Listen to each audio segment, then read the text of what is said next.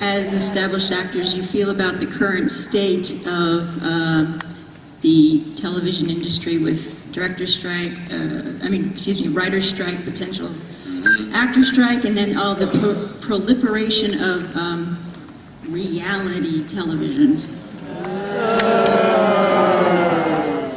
Sucks. In a nutshell. Yeah, no, when I came down to Los Angeles, it was this wonderful golden time. Because when I was growing up, there was only 3 networks. Suddenly there was 4. Fox came up, and suddenly there's a third more work in town. And then the WB came into play, and then the UPN came into play. And suddenly we had twice as many networks as we used to. There was twice as much work. For a few years, it was just golden, just fabulous. And then these reality shows hit, and they're not going away. It gets scarier and scarier because they're just so cheap to film. And so we got to find out who P. Diddy is going to choose to. Yeah, it's like you're smarter than a 5th grader. Then it's smarter than a kindergarten kid. Well, that one is actually almost interesting. Yeah, but I thought, like, what the hell? Are you smarter than a 5th grader? No. Those questions, how do they know those questions? I know. They're trying to make us all look bad. Yeah, those are like the smartest kids. They're like Are you smarter than a super genius little kid? No. It's just the way it is, and that's why I think today it seems like you have to be more creative. You have to, we're not just actors, we're writers, and you have to just explore every realm and just try to go with it and, create your own magic. And if everybody's going with reality TV, then get your own reality show. Use the internet. That's what it comes down to. You can't beat them, join them, I guess. And it kind of sucks. You wish there were more shows on TV. You wish there were more movies being made. And you're watching it, sister. No, we've got some ideas, actually. Not James and I. Oh, we could. I'm sure Chris and I have some ideas. Chris is asleep. You had a great script, though. The one you showed me. You only showed me. You described it. Was that about my childhood? Yeah, that was so awesome. Didn't get it made, though. Damn, that was so good. That was funny. That was thanks. That was about my crazy childhood. Yeah. Wacky mom. I had one of those too. You got a wacky mom too? Oh yeah. Wacky moms out there? Only the moms just yelled out, yeah! Crazy! Who are we going to? What's up? Hey, you two are awesome in Smallville. My question is, I guess, for both of you. Growing up as a kid, I was a huge Dukes of Hazzard fan. So my question is, how was it working with John Schneider? And did you guys joke on him or do any practical jokes on him because he used to be a Duke boy? Yes. I told you guys know the story about me and the General Lee, right? Sorry, that was yesterday's crowd. Well, I used to just, bug the hell out of John. Did you? Yeah, I remember the table we threw. I was like, oh, dude. And there's nothing worse than when an actor's trying to get over something. Not to say he doesn't, he loves, I think he sold the General Lee. He has his own General Lee. He's got to love, it's like Lex having his own castle and. He has a car, a General Lee that he drives around? Yes. I don't know. Well, here's a funny story. I was keeping my car there at his house, his ranch in the Agora Hills. He goes, yeah, just park it in my house. I'm like, sure. Well, I went to Smallville, shoot Smallville.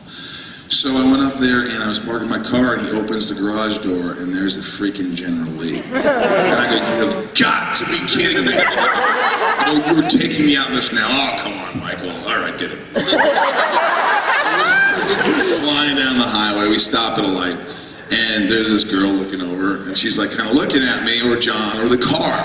I don't know. Probably neither. So I go, John, you gotta do it, man. He's like, do what? I'm like, you gotta do it. He's like, do what? I'm like, you gotta do the horn thing, right? So that didn't work. She drove off. She was creeped out. But it was awesome riding in the General Lee. Sure.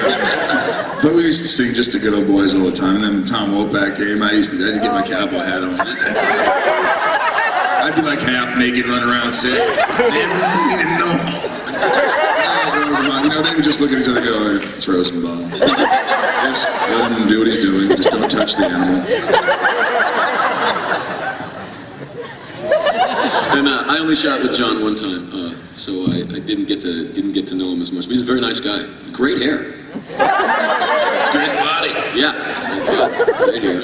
Nice smile. Okay, what's up? First of all, I'd like to say to Michael, I think it's awesome that you've come down and interacted with the people. I saw one of your sessions yesterday as well, and I think that's just so amazing. And second, for both of you, I know some actors say they don't watch their own stuff. Do you watch the finished product of the shows you've been in? And if so, do you have any moments where you just wondered what the hell you were doing?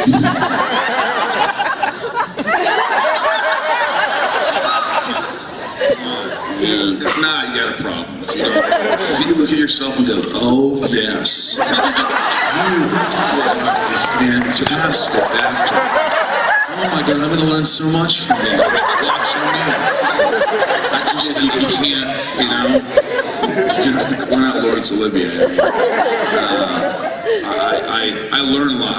I know what to watch. There's sometimes on Smallville we do a great episode, and I really want to see that. I have a great scene with James, or we have a great moment with John Glover, my father, or there's something pivotal about the episode, or then I'll watch it, and I'll go, okay, I was challenged here. Let's say if I met the challenge, and there's moments you go, hey, all right. I never watch it with a lot of people, maybe a friend, but yeah, I just, and sometimes I just don't even talk about a movie. I try to go to IMDb and say, can you get this movie removed completely? So no one knows it. I know, but I just don't want it there. I know I made $20 million, but I don't care. It shouldn't have. You know what I mean? You know what I'm saying? Yeah. Well, I recently, actually, I learned a lesson. I had this little tiny role in this movie called P.S. I Love You. And the thing was, I was trying to be a good boy. I was coming from television with this attitude of, don't come in with these big ideas and mess everything up. But it wasn't television, it was a movie. And I had a kind of an underwritten character. And I should have been like, I want a flying monkey on my thing. I want to have a mohawk and something interesting. Because I walked out of that film, I said, that's a great film, but who was that boring guy playing? Random guy. So then when I got down to Mexico and we were shooting Dragon Ball, I was on the warpath. I had all my ideas, and I was like, and the makeup artist like, James, the producer does not want us to do that with your character. And I'm like, the producer is not here.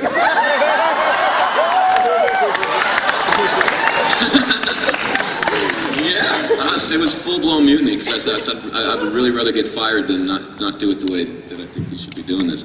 And maybe they're going to fire me now. Oh, I'm on television. Hi, boss. Yeah. So yeah, you can learn a lot by watching yourself. Of like, oh, don't do that.